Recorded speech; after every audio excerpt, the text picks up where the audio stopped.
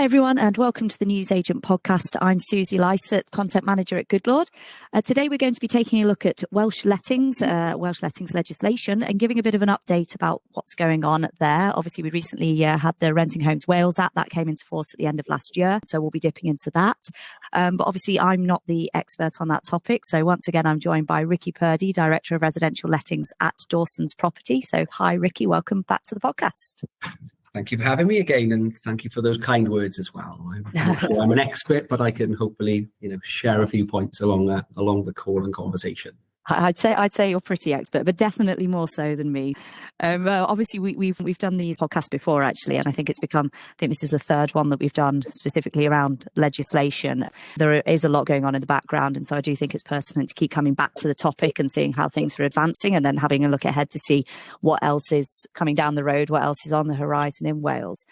Last podcast that we did, it was just before Christmas. It was at that point of the Renting Homes Wales Act coming into play. And what we touched on then was the fact that there had obviously been around a 6-month delay in actually coming into force. So we talked around whether that was helpful or not, how prepared letting agents and landlords were. I think though first, before we delve into the full topic, because there is quite a lot to talk about around that, Ricky, for those people that haven't listened to these podcasts before, perhaps if you could just tell us a bit about you and Dawsons, tell us a bit about the agency as well, that'd be great. Yeah, of course. We're an agency based down in South Wales, predominantly in Swansea and east and west of Swansea as a city.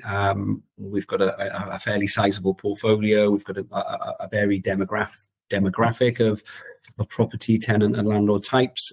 We've been doing this for a long time now. So I think, we're very well placed to sort of get an understanding of the market on a local, regional level, especially. And yeah, hopefully we can sort of learn from that and where I can share that with other agents and agencies within Wales and further afield, to benefit from what we're learning as we progress our journey as Dawson. So yeah, we've got, like I say, a 5-office network that sort of is looked after by a large number of staff. We've got a very good team, a very knowledgeable team with experience pre and post December changes and the Renting Homes Wales Act. And we've got an awful lot of very long-standing clients of all shapes and sizes. That's new clients, first-time landlords, big portfolio landlords, professional corporate clients. And so I think it's reassuring for me and for the team that their length of time and their journey with us has been for a long period. So they're obviously comfortable and enjoying the service we provide, and likewise our relationship with them. So that's a little bit of an overview, possibly. No, it's great. And obviously because you work with so many of these different landlord types, it does give you quite a good perspective as to what's affecting all different levels of whether it is accidental landlords, whether it is big portfolios and so on. Yeah. It gives you a good perspective as to how this legislation does affect them and how they can prepare for it at those different levels as well. Yeah. So yeah, that's probably one of the main takeaways for us as we learn and we improve our services and our sort of insight into the industry and what we do as a business.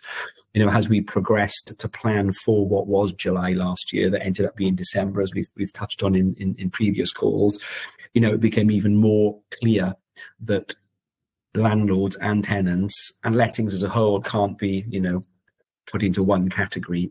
How a new landlord or an accidental landlord approached the new legislation, what they did or didn't have to do, what was or what wasn't already in place, versus those clients that are portfolio landlords, professional, semi-professional, have a different outlook in terms of things are a little easier for them in terms of the perception of change because they've maybe become accustomed to it, but then they have bigger financial implications because there are, whatever a cost is times X for the amount of properties they have.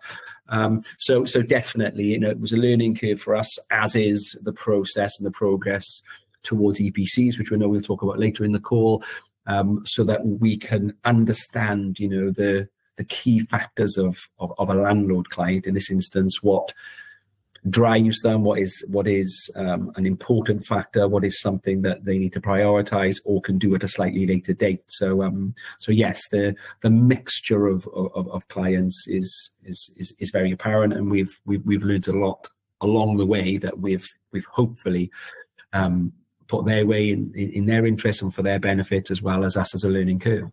And obviously you are drawing from the fact too, you do have a huge amount of expertise, the agency. So I know that you do have your training facility as well, which is something which can obviously help address these questions and concerns of the landlords of different sizes that you have, letting agents as well, that may be looking for a bit of guidance. So yeah, that's definitely something I'm sure that we can touch on throughout this call. I'm sure that will be relevant to discuss too.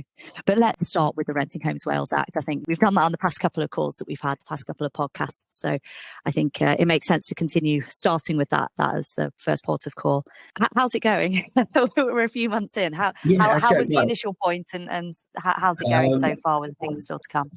I think overall it's going well. There was an awful lot involved in it, as I think we all imagined. I think it was probably more all-consuming than we'd expected it to be. So the process and the progress up until July, for that to then be deferred for 6 months, took a little bit of momentum away and sort of took the sort of wind out of our sails a little bit, maybe as an industry. And it sort of took away the urgency of it, possibly for people, landlords, agents, agencies, because there's an awful lot going on, and therefore they had a little bit more time, so they'll take it from the top of the list of priorities and put it to the second and third. So that probably had a little bit of an impact on that last minute rush on December. But we planned as well as I think we could plan. In hindsight, we'll do a sort of a debrief on all milestones, and some things we would do slightly differently. But in the main, I think we serviced the landlords and the tenants really well. We communicated as often as we thought necessary. We didn't do too much, we didn't do too little, and that worked well. In terms of the communication we got back was less than it could be, because they were reassured with what they were receiving rather than feeling the need to follow up on and get clarity over, which was nice for us. Yes, there was a lot of work involved administratively to get ourselves prepared, as much as that knowledge for clients at December, and as is still the case now, Suzy, and as will be the case for this year and next, possibly, and thereafter. It's a learning curve. We are still doing things for the first time. We're still having processes and protocols and scenarios that have happened for the first time since the changes in December, that we are needing just to reassure ourselves on, get a little bit more clarity on, before we action and deal with. Historically, under the guise of an AST, second nature. We would just be doing what we would do and took for granted for 10, 15, 20 years. So it's learning, we're progressing, we're enjoying it. Importantly, we are seeing what, the benefits can be. And it's allowed us to communicate more with our tenants and landlords, which has been a pleasant experience, and one of the upsides of it. As we move towards future milestones, the summer, the month of June is another sort of key date in the calendar in terms of written statements and what agents and landlords need to accommodate for themselves and for tenants. And I suppose the final milestone then is December this year, which is, the final date for full compliance in terms of, our electricals needs and EICRs and main smokes and so on. So those timelines, 6 monthly, effectively, are what, we're working toward. And each 6 months, I'd like to think we're getting better, having learned from the previous 6 months as an individual, as a company, as a service, but as an industry as well. I would like to think so. So it's been fun. It's been bumpy. There's been a few challenges, and we've had a few late nights and sort of sleepless nights even. But yeah, I think in the main it's been a good exercise.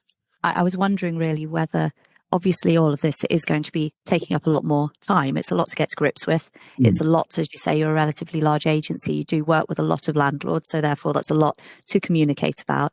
It's great that you do have that opportunity to communicate with your landlords and tenants and get that connection again with them all. But I mean, how do you manage that workload? Have you had to take on more staff to manage it? If you just had to put in more hours, if you had to use technology more efficiently? I mean, how have you managed to deal with it all, I suppose? I think, well, outside, we've not added to the team through choice, not having the need to do so. So all of the other points that you mentioned, we've worked with and we've used to the advantages, or our advantage and the client's advantage. So, we prepared for it well.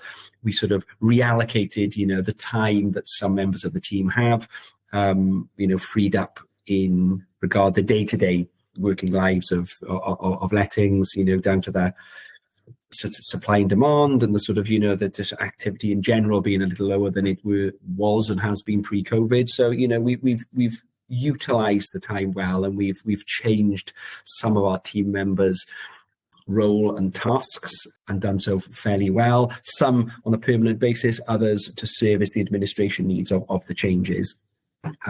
So we took it upon ourselves to put more time and effort in to the changes in December from an administration perspective, from a communication perspective, knowing that we would reap the rewards of a complete and a very sort of accurate database, and not needing to put as much time and effort into it for the other milestones I touched on earlier. So lots of things, administrative changes, written statements, communication with landlords and tenants in June that would need to happen in lots of instances, we've already accommodated. So we almost sort of decided to really, really put a lot of work and time and effort into October, November for December, knowing that we would benefit through 2023, which is, what we're seeing. So we did play to the strength of our teams, those who are very sort of administratively minded, very structured, very clerical, those that had really, really good insight and understanding and confidence in the changes to then communicate with the clients by telephone, by email, by Zoom, by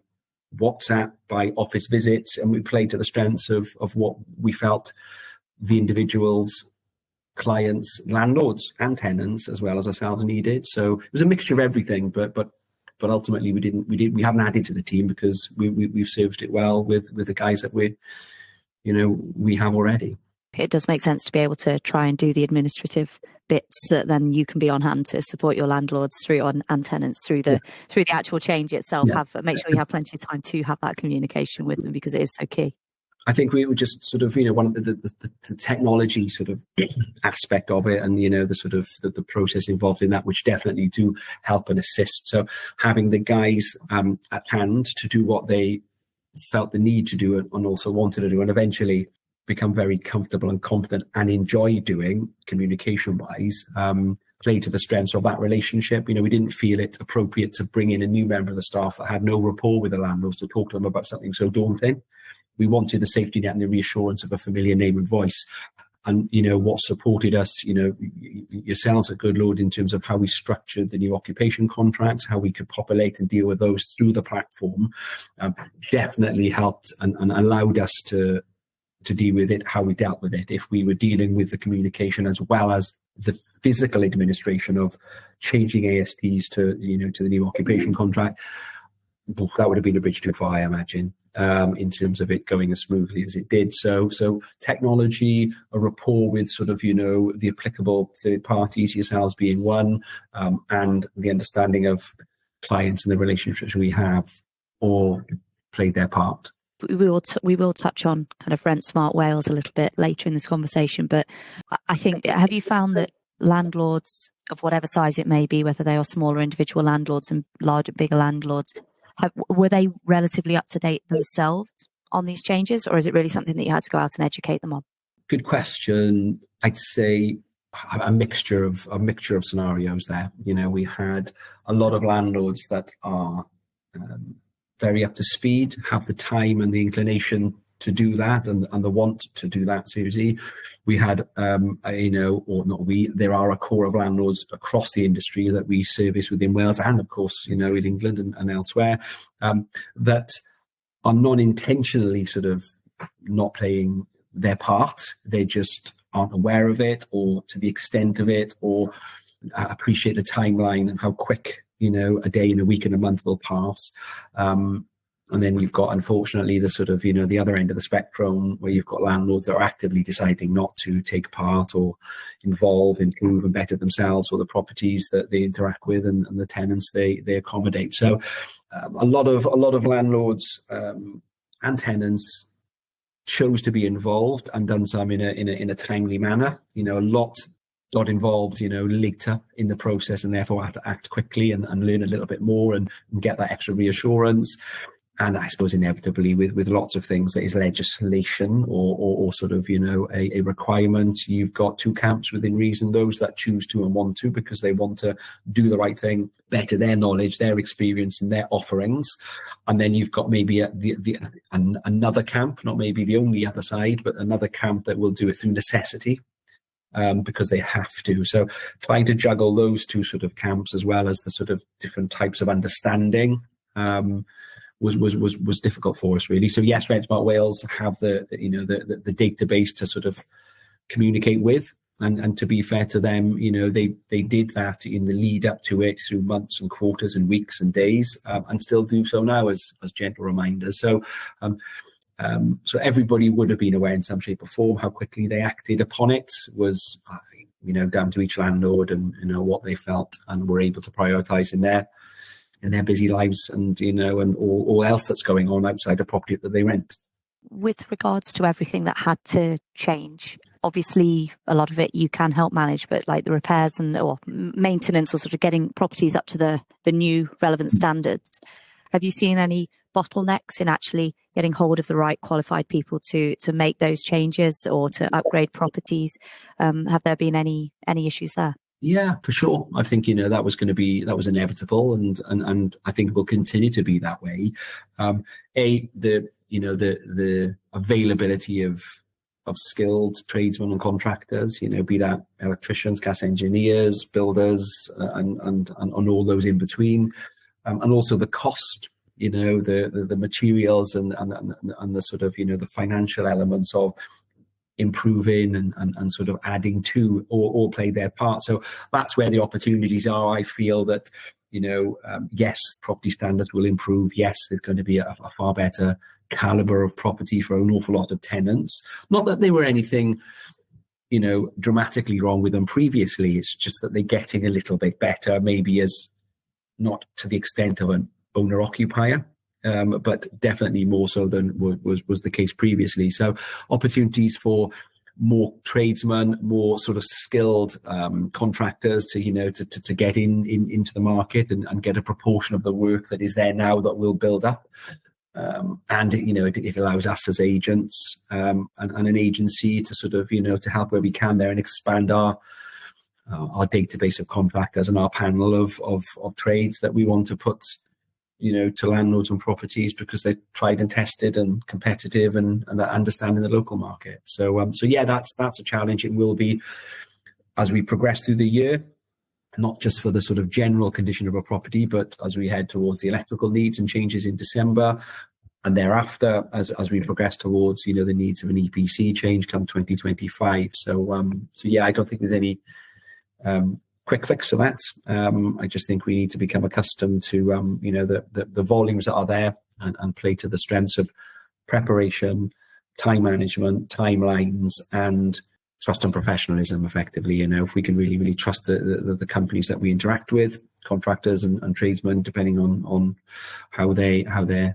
placed, is all important. I do quite like the way that you talk about that. It's quite interesting to see that there obviously is, if you are a contractor, if you are a tradesman, then there's a huge opportunity there because you are just going to have so much work to do. I mean, I think, in England, obviously with the renters reform bill coming in and the decent home standard expected to be applied to the private rented sector, the number of whatever level of job it's going to be, like the repairs, the upgrades that are going to be required, it is a good time to be a tradesperson, a good time to be a contractor. But as you say, if those skills aren't there, it is just going to create some issues. It's interesting to see whether the government started to push for those skills a little bit more as they try and up standards across the board within this industry. I think that's slightly going off away from agency possibly, but all relevant at the same time. I think we've put over 10%, probably sort of nearer 15% at the moment. We've increased our contractor panel, in terms of the supply and demand, but also the amount of quality and qualified contractors that we're happy to build up a relationship with and put to our clients. So would that have been higher if they were more contractors and tradespeople that were in a position to do so? I think, yes, that would. Is it going to carry on increasing? Yes, it has to, if we're to service the needs over this year and 2024 and thereafter. So there are opportunities in that regard, that we see, that's tangible for us. Our panel has gone from these many contractors to these many contractors, and they're all very, very busy. And, we'll get to a stage where, we won't be able to accommodate the works that we need to.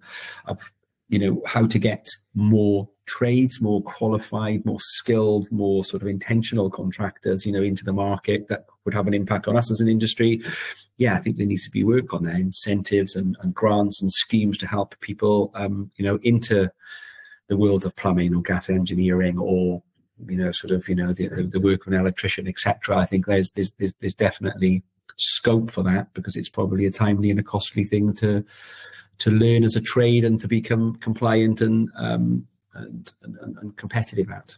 Obviously, as you say, it is technically out of our scope, out of our remit, but it's one of those things that it does just show the impact that, it isn't just letting agents or it isn't just landlords that these decisions affect. It is a whole ecosystem. It is, from the tradespeople, from the contractors, the people that do the work, all the way through, obviously, to tenants and the impact it has. So, it is interesting to consider. You have to consider all of these different aspects and understand what the impact of these, what on the surface seems to be a piece of legislation, but looking at how far that feeds into different. Yeah, definitely, yeah. There's an awful lot of layers to it, as you say, and some of it is apparent from the outset, and others will become more apparent and more applicable as that journey progresses effectively there, in regards, the void periods, the time of the requirement in between a tenancy, or, what will be the need pre and post December this year. And then as we edge into the realms of EPC changes. So yes, there's definitely sort of, I think now we've got time to, reevaluate and look towards, the sort of the year of 25 and onwards. And we've probably got enough time in some instances to help ease that burden, because, we can learn from historic changes. But it's April next week, Suzy. This year's flying by already, isn't it? And, before we know it, it'll be next year. So we need to, act, not just sort of, plan. No, completely. I can't believe quite how quickly this year's gone. We're nearly finished the first quarter. It's quite a shock. Exactly. Frightening. Exactly. Well, I think that leads into sort of the next topic, which is, well, EPCs, but let's look at EICRs as well a little bit. I mean, what are the requirements for these for EICRs? I realise that this is part of the Renting Homes Wales Act as well, or sort of comes under that umbrella. It's much as is the case and has been the case over in England for some time now. So we learned a lot on the back of that, in terms of how we could implement it and get ourselves ready as an agent and an agency for our landlords, current and new. And the general rule of thumb is, however long you will think it will take, double it, because of all the resources and all the finer details and the practicalities of implementing these things. So, making sure that the properties are fully compliant for new fixed term tenancies under the new rules, for new first time tenants or first time lets, so we need our EICRs, we need our gas certificates, EPCs, and so on and so on. So that's nice and neat and comforting for all involved, ourselves, landlords and tenants. It's a greater cost and an expense that we didn't have as a landlord in Wales that we do now outside, multiple occupancy and student accommodation, for example. So that's just something that we've become accustomed to, and it is matter of fact, which I think in some instances eases the burden. We don't worry, or we're just sort of we're comfortable with gas certificates and the need for an EPC and those other things, because that's how it's always been. So for those new landlords and for landlords that are thinking of and getting into lettings, and there is still an awful lot of them, and it's still great that we're seeing these this fresh intake of chosen investors. It is what it is for them to be a landlord new with property one that they will turn into 2, 3, 4, or an empire. It is what it is, which is great. The frustration I think lots of landlords have are those longer standing landlords that look at it as another to do, another cost, and so on and so on. So getting those guys on board is a little bit of a tougher exercise, understandably. Whereas new landlords that are new pre-December, it's just a a conversation and another exercise that we need to accommodate before we put their first tenant in, and that's them for 5 years in regard to EICR and annually for other things. So that's, and we're comfortable with that. I think there are big costs to it for some landlords that they'll need to have it as an outlay to be compliant for new lets, new fixed-term contracts, which I suppose it leads on to EPCs in some shape or form in terms of getting properties as efficient as possible and as modernised or upgraded as can be the case. So they do come hand in hand, but again, it's in each case on merit there, property type and landlord type as well. As you said, that does kind of feed into the future, what's on the horizon and EPC changes. Obviously, EPC certificates are required right now, but it's the requirements, the ratings that properties will need to have, that is changing in the near future. If you could talk through the plans for that. Yeah, so as it stands, as we all know, I would imagine and hope we all know, the requirement of an EPC for a tenancy or the start of a tenancy, has been the case for a long time, and we've become accustomed and used to it. That's just second nature for us with the certificates we've just touched on. Improving that rating to a C during 2025 or from April 2025 is our next biggest challenge as an industry, if I'm honest with you, and something that, we've started to prepare for because time is not on our side as an industry, not as an agent per se. So, that is definitely the next challenge that we have, and we're needing to communicate well, provide the right information, be provided the right information, and not, misinformation or any skepticism that, would have a detrimental effect. So getting a property compliant with that sort of higher rating is difficult, and having a full and a concise understanding of it for myself as an agent to relate to the team across our offices, but also to those clients, landlords and tenants is very apt. And there are, as it stands, some uncertainties. We need some clarity on, exemptions, what will, what won't apply, what outgoing financially a landlord may have, regardless of a rating, and what we're going to do pre-April 2025, and then how we will look to accommodate post-April 2025 for those new tenancies that are not yet compliant, or at that stage not compliant in EPC terms, and may not be for a period of time after April, because I think that's unfortunately inevitable and is going to be the case. So yes, we want it, again, we want to make sure it's a positive. We want to sort of understand the thinking behind it. An efficient property is a more comfortable property for those tenants in occupation. We are obviously aware of the cost of living and the cost of gas and electric, which is going to rise again in a few months' time. So the benefits are there for both tenants in their general outgoings, landlords with a happy and a comfortable tenant, longer tenancies, tenants choosing to be at a property as opposed to there reluctantly or because there are limited options elsewhere.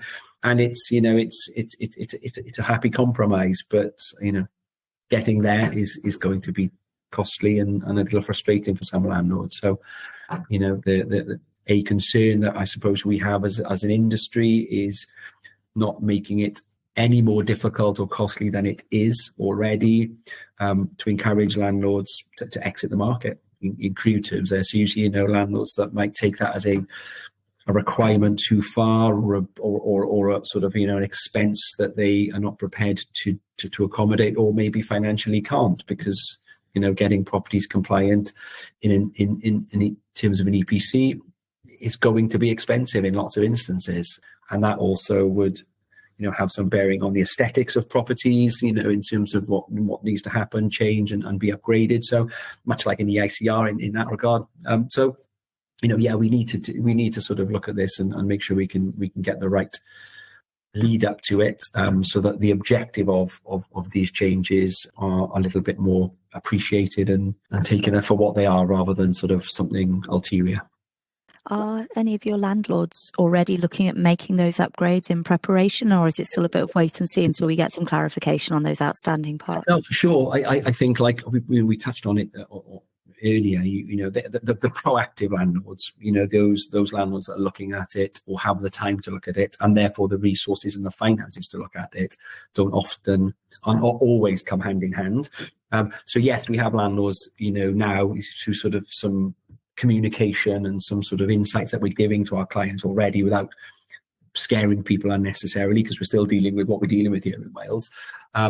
So some landlords are saying, look, I'd rather, put amount of money aside per month, per quarter, and do some changes now. Others are sort of preparing for it financially and then waiting for the next void period, or preempting with the current tenant a change that will happen in 6, 12, 18 months time, so that could reflect rent, or the tenant could also accommodate a period of time where works are needed to get that property compliant. It's not a quick 30-minute visit for a gas certificate in relative terms. This could be a 1 or 2 or 3 or 4 or 5 day exercise to make their applicable changes. So yes, some landlords are already mindful of it, and when they're in a position to, they will.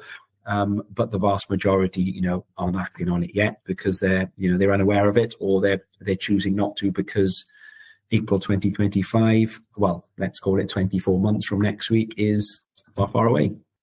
It is quite scary when you put it into that perspective. It's 2 years from next week. It is. And with it being so, it is for some landlords, as you say, some landlords may be fine. Some landlords may need to be invested a little bit more. Are there any incentives, any financial support in place, or are there expected to be new ones put in place when these new rules officially come into play? Come into play, sort of a yes and a no to all of those points, really. I think we're looking to help where we can as a proactive agency. I'd like to think in preempting what is likely to be a requirement for landlords ahead of that. So pre-assessment in relative terms, Suzy, so a landlord can get an understanding of what they need to do to become C-rated, in 2025. So that is a proactive approach.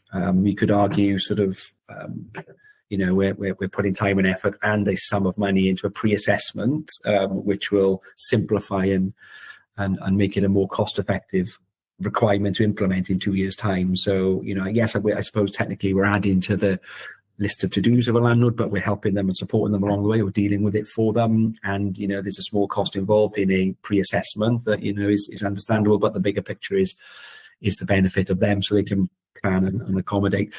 Grants and incentives and the like, yes, they are out there, but it isn't clear. I don't think it's not understood as well. It's not communicated as well as it could and should be, from a local government or maybe a national and central government perspective. It's seen as complicated. There are caveats and possibly sort of conditions which make it not feasible. So, I think what is key is to make sure that the right information is made available. The right information from trusted sources, I think, is key. That's what we're working on. I'd like to think our landlords trust us. So when we're talking to them, they take our advice as what it is and at face value, rather than be misinformed through social media or other guises. So, trusted sources providing the right information, with support about how to go about the time ahead is important. But, that's heavily influenced by what we're aware of and what, information can be passed our way as a proactive agent or agency or industry even. So I think we need more grants or incentives or more support financially and through sort of guides, for want of a better phrase, or, journeys that, the people that will be affected by it can follow. Because they are there, but they're very limited and they're difficult to find in action, and they're quite complicated to put in place as well. And I think we know through past conversations that when things are simplified and they're easy to do, the uptake is greater and far quicker. So crude analogies of a 40-page questionnaire to fill out to find out if your property's compliant and you're eligible, is a really, really tough exercise for lots of people, even though it will help them financially in the end. And I don't think there needs to be that level of complication for the initial assessments. So So maybe a long-winded answer to, is there support? Yes. Is there enough of it? I just don't think there is, unfortunately. And I don't know where that will come from in terms of the physical aspects of, those contractors that we touched upon to support and help, where the finances will come from, from a regional or national level in terms of local authorities. But I think it's definitely something that needs more consideration and more offerings. Despite the fact that the deadline is obviously technically 2 years away, it's obviously can't be, they don't have 2 years to offer that. It needs to be sort of earlier, sooner rather than later, to make sure that everybody's compliant by 2025 on new tenancies as well. So I think that's, possibly where we're at. We communicate quite actively with our local authorities. So I deal with 3 authorities in terms of the catchment that we cover as a brand. And we've got a good rapport with them, and vice versa. We've helped support them in stakeholder meetings and conversations about how we as an industry and an agent can help get that message across to those people that we can communicate with in that trust and that database aspect of it. But yes, we need to break it down into bite-sized pieces, because there are lots of opportunities and lots of properties that will be ready and compliant for that date, but there will also be an awful lot that won't, and how do we make those that won't or unable to be by the set date, how do we get that the case as soon as possible thereafter? That's going to be important. So, from a Welsh perspective, that's Rent Smart Wales, that's, the communication that we have with local authorities on the back of that relationship, and vice versa. But yeah, bite-size, quarterly, 6 monthly sort of timelines is important, because everything takes longer than we plan it or assume it will take. And obviously, again, we mentioned it earlier. You just mentioned it again there, Rent Smart Wales.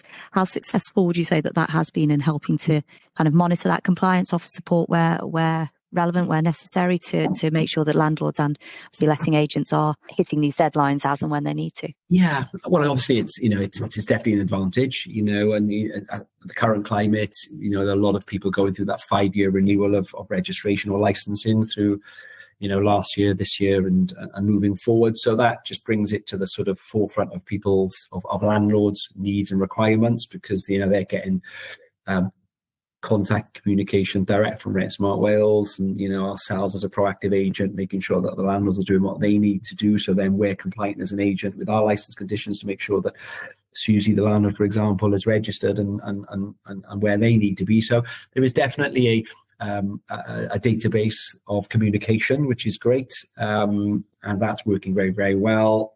There are lots of people that are maybe not quite as active as they need to be with regard to their requirements as a landlord, and there are also an awful lot of people out there that are not on the Rent Smart Wales radar in simple terms, because they're not doing what they need to do, and unfortunately that comes hand in hand with the poor property and all that goes along with it. So it's definitely helping. It definitely makes lives easier for those landlords and tenants in Wales to be aware of scenarios. It helps us as an agent to reiterate those points, and I'd like to think as a proactive agent we can help support Rent Smart Wales and the local authorities that police the requirements on their behalf. I mean, it can continue to be a good thing, but there needs to be more of that, or other avenues as well, to catch up the whole audience, not just those that are already doing the right thing by being part and parcel of Rent Smart Wales. It does seem that there are different ways. I mean, as I mentioned at the beginning, you do have a training program which is based around the Rent Smart Wales and those requirements. So it is obviously that these things are in place, and it is accessible for letting agents, for agents, landlords that do want to access that information and easily, because I think that's the whole point, isn't it? It is intended to help support. It is intended to make it an easier process to move through all of these things. So it's interesting to see, how you're involved in it. I think that's, so from our training perspective, so we've got Dawsons Training Wales that provides the required qualifications for private landlords, self-managing landlords, as well as agents within an agency. They need to be to a set level of understanding of what was life pre-December and what is now the Renting Homes Wales Act. So that definitely gives us more of an insight in terms of the understanding or the capabilities of a landlord or even agents, and allows us to sort of help and support them become or remain compliant, and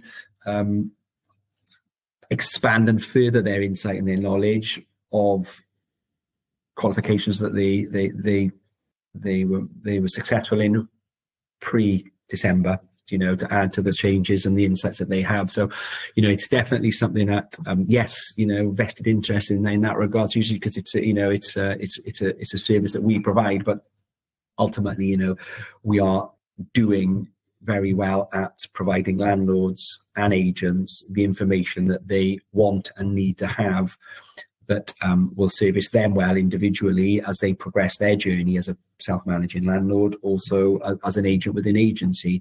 So that's definitely one of the stronger points of legislation changes. People are having to, as well as choosing to, keep up to date with things, and we're seeing the benefits of that, and the numbers and the uptake of clients taking, using our facilities and our training arm are increasing regularly, which is really, really nice and good to see. No, I fully agree with that. And perhaps just to wrap up the conversation, really, with your Dawsons Training Wales hat on, we've obviously covered a fair few bits of legislation. Is there anything else on the horizon that we haven't covered that you think that landlords, letting agents need to make sure that they're on it and that they know about? I think luckily nothing in comparative terms as big as December and the Renting Homes Wales Act, or as big as the EPC changes that we need to become accustomed to. So, our focus this year through 2023 is to make sure that those that we interact with and we can follow up and support on, that we had trained and had qualified pre-December, are as comfortable with the new rules and regulations as they were with those of an AST.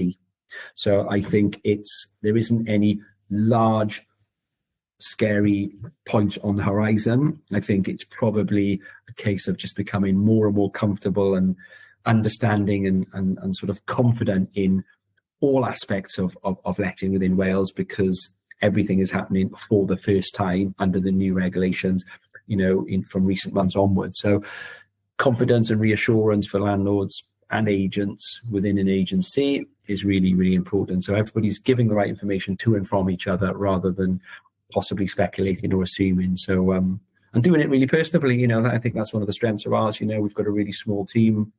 We are agents, we are landlords. We've made those courses for landlords and agents, knowing what they need, what they want, and it's been really, really well received as a result. And we're local, we get it, we're in Wales, we feel their pain, and we enjoy their successes when they're qualified. So it's a nice balance at the moment. Well, fantastic. I think that's a nice positive bit of advice and a thought to end on. So thank you ever so much, Ricky, once again for chatting with me today. It's always interesting just to see how things are progressing and see what's on the horizon as well for Welsh letting agents, have a think about what they might need to consider. So thank you. No, thanks for having me along. It's been a pleasure, and look forward to maybe the next time. Exactly.